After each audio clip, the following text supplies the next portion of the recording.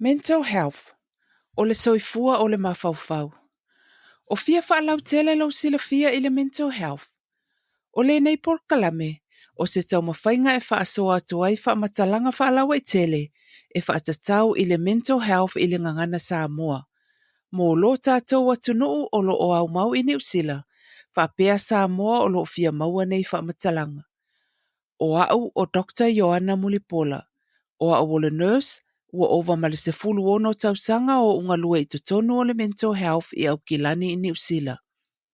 O mata upu o le atala noina i le nei por kalame, o le a whaavae i loo i loa nga lue ai i le matanga luenga a le mental health.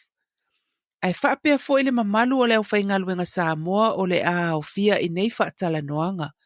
E le au fia ai manatu malangona o isi tangata e sila fia le mental health. Ma lo le soifua maua, ma lo le langi e mama, usi mai loa lau whaafunga.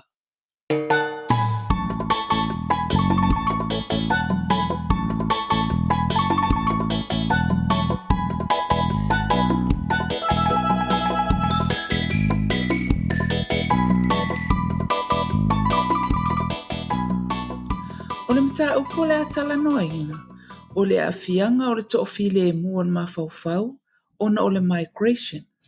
Po le tu o le atunu una ola mamasani ai, e malanga mai mau i isi atunu i fafo. Po le malanga mai Samoa mau i New Zealand. O le nei por kalame, o le whaailoa o afianga o le migration i le soifua manuia o le mafaufau. E tele au ngā o le migration i le tatu atunu, e pei fo i a te au ma le ainga. Ai peitai, o le afianga i le tofile e mua o le mafaufau, ma whaasolo ai ina maua i a unga o ngase o le mafaufau. O le ala lea ua tatau wai o na tala noa ina le nei mata upu i le tatu por kalame. Ai maise o lo ui loa nga lue ai le matanga luenga, o nai to tele tangata e le ngata i le tātou atunu, e whaapea i si tangata anuu e au tō atu le mental health, o na o mawhatianga o langona e masalomia o afianga o le migration. O le ale a whaupunga o le migration, o le malanga ese mai le atunu sa whanau maola e ai, o lo na winga watu ua wa ainga sa masani ai, e pei o fe au masani, o le lau whanua sa wa ai ia ia sa uma. O mea ai sa masani o na tausami ai, o wo ma ainga sa nono fufaatasi. O le tu ua o lau tu sa fai ia sa uma, po o lau routine. E masani o na fai e pe o le usu le maumanga, pu o le pasi e alu e whainga luenga, pe alu e whaangota, sa vali le awala e alu le aonga pe alu e whaatau. Po le awa i atu i mea whai whaale nuu po le lotu. O nei mea uma sa masani ai talu mai le laititi, watu ua mamalanga ese mai i se atu nuu fou. E le tutusa la ma le whanau la iti, pe a whaapea na malanga mai o la iti le whanau. O le tele o nei whai unga, e whai lava e mātua po o tangata matutua le ainga. A e awhia ai le whanau ma i lātou e la iti. E pei fo i o lo ainga na malanga mai New Zealand o la iti le whanau. O le migration e le tātou ngangana, o se experience e to a tele tātou e sila fia ma malama iai. Ai mai se tātou na malanga e se mai ma Samoa, mau i atunu ese. O le history o le tātou atunu na amata o na malanga mai tangata i fafo i le tasiiva unu sifulu, fitu sifulu masawa i lava. E ese fo i la experience o tangata, e fua lava i le soifuanga o vaitau na malanga ese mai ai. O a afianga o le migration. O tātou i loa umale au ngā o le malanga ese mai ma le tātou atunu. E tele wha amanuianga o le olanga nei mo le tangata lava ia, ai whaapea le whanau ma le ainga, nuu e kalesia ma le atunu. O le tele o awanoa e maua ai nei wha amanuianga, e le maua isi o tātou atunu. O le ala le o le saa ili manuia mai o le toa tele o tātou i atunu i fafo. O nisi la nei o au ngā o le malanga ese mai in general. Ua mawhai o na hati na e o tātou a inga, e pei o fale, ta avale, ma so o se tu I to tonu o ainga, I material things, wāti na e ai o tatou ainga I Samoa, New Zealand, ma isi atunu olo o au mawai o tatou tangata. Wa te lele e se ngo tutongi, po le tamao ainga le I tu tau le se leni. Ua whaamanuia ina le whanau ma le ainga ia o aonga, ngā luenga, ta alonga mai si tau mawhainga. Tele a wala e le maua le tatua tunu o e whaalau tele eile I loa ia o aonga, ngā luenga, ta alonga mai si lava a wala I loa e tātou. Ua tele a wanoa mo tonga fitinga whaale soifua maloloina. Ua maua le a wanoa e mafuta I isi tangata mai isi atunu, mai loa la tau tū maa mionga. Ia mai isi lava benefiti o le malanga mai I tutonu o isi atunu. O whaafita auli o no a fia I le to file mua ma fau ono o le malanga ese mai ma le atunu o sa masani ai.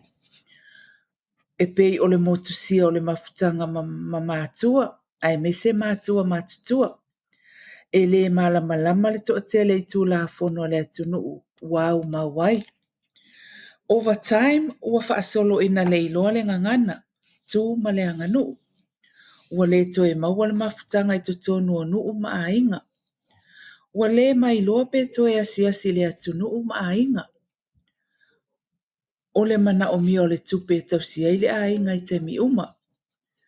O le tāua o le maua la ngaluenga po se au wala e maua I le se leni. Ua a mata na motusia le so otanga mawhanua sa ola e ai ma le ainga. A tātou mana tua le whaamai o le COVID, lea na le mwhaiei o na tātou asiasi Samoa. O te iloa o se vaita mi whaingatā lea mō tātou tangata.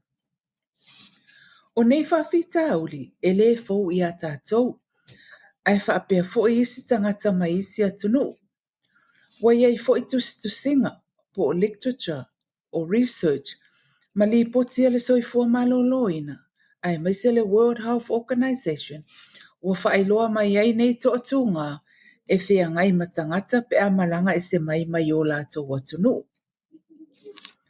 E whape wheo na a fia le tō file e mua ma whau I le alu e se mai le mea sa masani ai. E pei ona tā ua I pokalame mua. I mafua anga o le ngase o le mawhau. O le loss and grief po le motusia o le mafutanga ma se mea sa masani ai, po se mea sa mafuta I ele tangata o le mafua anga lea. O le toatele lava o tātou, ele o a afia I le malanga e se mai ma Samoa ma ainga. Ai peitai, o isi tangata e whaingata o na a trust, pe vave nga so longa le lei pe maasani I suinga ina ua tau nuu mai I New Zealand, po se isi atu nuu o le laulangi ua au mawai. O nei suinga, e le vave o na tātou I loa, se I vangana ua tasi I le lua maasina talu na tau nuu mai. O te iloa lava I loo experience, sa mua o na o look forward I le sau I New Zealand. Ma tau la I le va ai I le sa ilinga o le lumana I o le whanau, ma le ati na e ina o ainga I nei ma Samoa. Wana o le pau lava lea o le mea sa tau la I le va ai I lea taimi. Ai ama vai ni nai masina po se tau sanga. O na amata lea o na iloa le ese ngo le o langa sa tātou wola e ai. Ma le o langa o le si o manga fōu o tātou nonofo ai. O le whaataita inga. Ua sui le system po le whaasino ala e whaanga I o iai le atunu. E le pei o mea masani ai tātou I Samoa. Ua sui tu la fono e puipuia ma sa vavali ai tangata uma. Ua nonofo ese o tātou a inga ma ua vava mamau.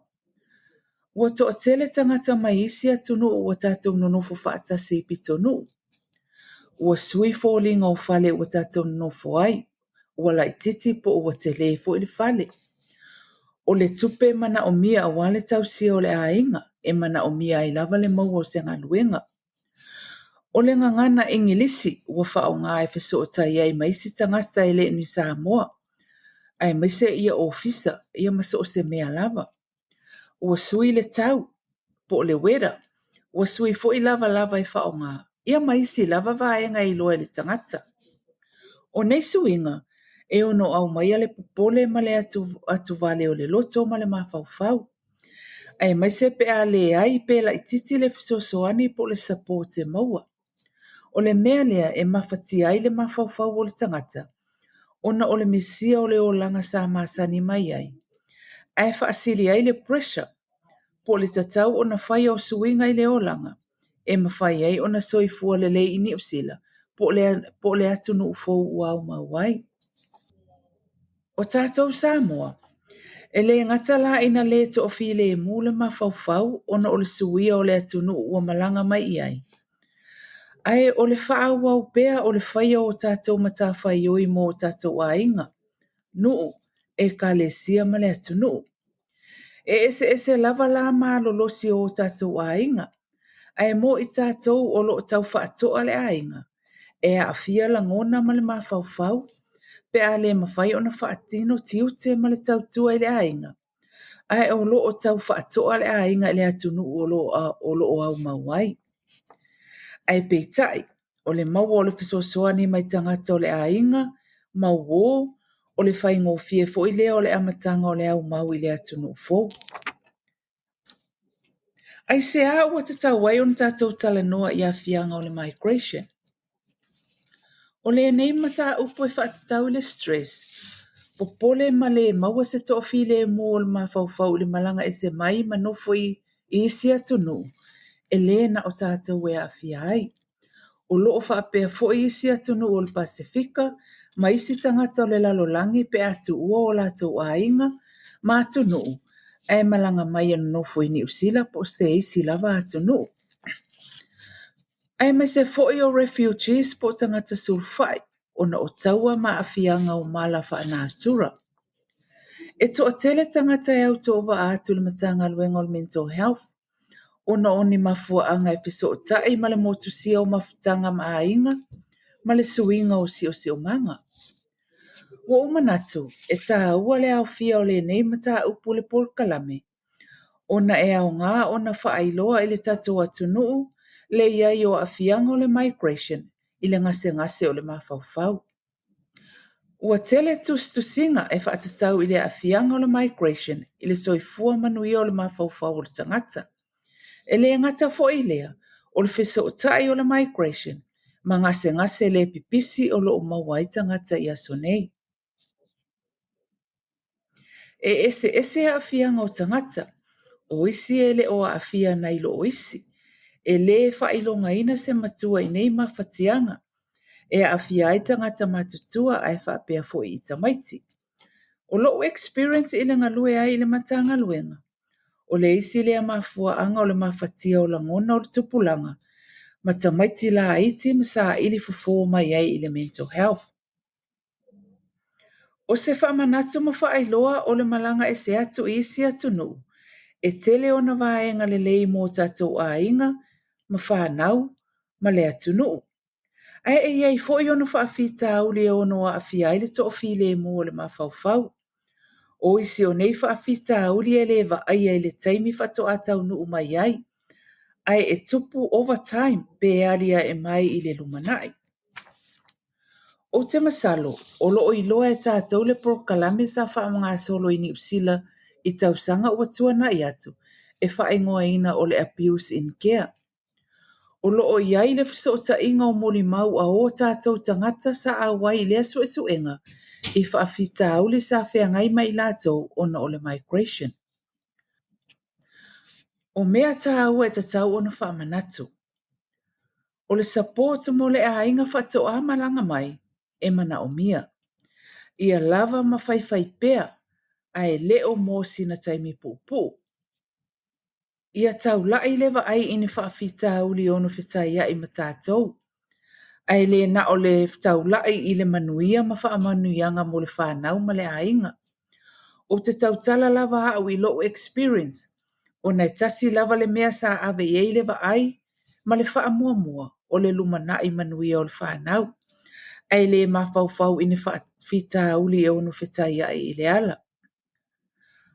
Tala noa ma whaailoa i tū le lei, mai tū e ono a awhia i le tō while e mua o le mawhauwhau. ai le I malanga ese mai, ma fai I eise fuafuanga. Fai se plan e work mo le ainga e au fia I matamaiti. Ai mai se lava le tu tau I le aonga, o nai ese aonga I Samoa, ma I nei mātunu I fafo. Ai whaapea fo I le sui o le ngangana ua whao ngai to tonu a aonga. E pei ona o tā ua, o le toa tele o tamaiti, e le o iai se whaafi tā uli. Ai o lo o iai isi e vea nei suinga te tele, ma toa tū ngai le mawhauwhau. Ma ta ala ma mai tau ni suinga I se isi o le whanau, ai tala noa I le aonga, po se isi lava e te whaatua tua ina. Awale no fuai, ai fesili masa ili se fisosoani. Afia maua se fisosoani mo le ainga. Fesili I lau GP e whaia le referral I au nanga al Pasifika I to tonu o lau community. Tala noa I au nanga al Pasifika e te sila fiaina. Tala noa I le aonga o loo aonga ai le whanau.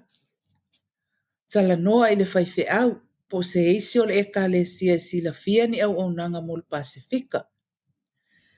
Ia po le tala noa I se eisi e te sila fiaina I lau community, e maua mai ei le fisosoani. Mata upo sa tala noina, e mana umia le malamalama I tu la fono, ai whaapele system o le atunu o lo e malanga iai. E au ona sila fia masa uni ini whaafita uli o noa lia I mai, a o tau whaatoa le a inga I atunu e mamau. E ese lava le a whaina o tangata matutua matamaiti la iti, ai whaapele tupulanga talavou I le migration. E au ai ona mata I tuina ni suinga e wa aia I le whanau whaapea le ainga. O loo iai fesosoani pe a mana o mia. Fesosoani I le eisi tangata o le tatoa tunu, o loo e sila fia ina o fia maua nei whaamatalanga. Whaafetai lava mo le whaavanoa ina o loo taimi e whaafafonga mai ai le nei Port Kalame. Talitonu ua iese au ngā o whaamatalanga mo oe male ainga. Ai mai se ua whaalau tele lo sila fia, I le afia o le soifua manui o le mawhauwhau, I le malanga ese mai ma le tatawa tunu. E moni e tele le au ngā o le malanga ese mai, e iai fo I ona afianga I le mawhauwhau mo isi. O le whanau ta inga, ia whaalau tele lo sila fia.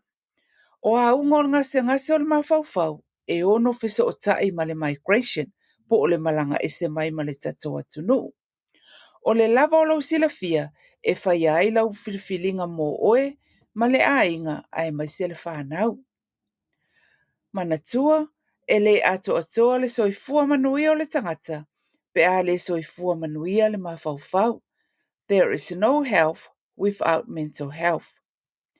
Wha moe o le a e toi whaafonga mai, manuia le ne yaso mo ona tawalumanga, soifua ma ia manuia.